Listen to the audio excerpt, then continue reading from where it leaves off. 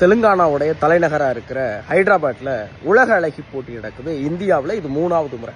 உலகத்தின் 72வது போட்டியை இந்தியா நடத்துறது பெருமை அப்படின்னு நினைச்சிட்டு இருக்க அதே நேரத்தில் உலகம் முழுவதும் வியந்து பார்க்குற ஒரு நம்ப முடியாத ஒரு சங்கடமான விஷயம் நடந்திருக்கு. என்னன்னா, இங்கிலாந்து அழகி மில்லா மேகி இந்த போட்டியிலிருந்து பாதியிலிருந்து வெளியே இருக்கிறாங்க.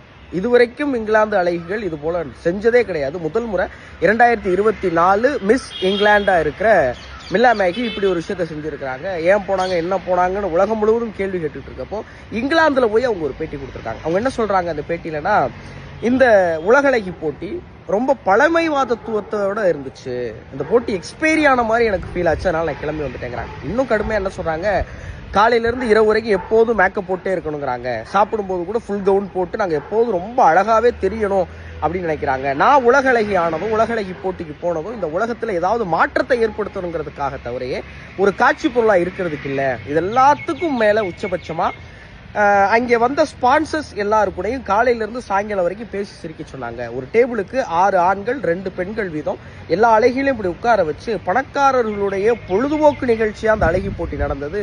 எனக்கு சுத்தமாக பிடிக்கல அப்படின்னு சொல்லிட்டு அங்கேருந்து வெளியே வந்திருக்காங்க. ஒரு உலக அழகி ரொம்ப வெளிப்படையாக இந்த உலகத்துக்கும் இந்த போட்டி மூலியமா எல்லாருக்கும் சொல்ல வர்றது, பெண்கள் வெறும் காட்சி பொருள் அல்ல, அது அழகி போட்டியா இருந்தாலும் கூட அப்படிங்கறத தீர்க்கமா சொல்லியிருக்கிறாங்க. ரொம்ப தைரியமான முடிவெடுத்த மில்லா மேகிக்கு என்னுடைய வாழ்த்துகள். நீங்க இதை பத்தி என்ன நினைக்கிறீங்கிறத மறக்காம கமெண்ட்ல சொல்லுங்க.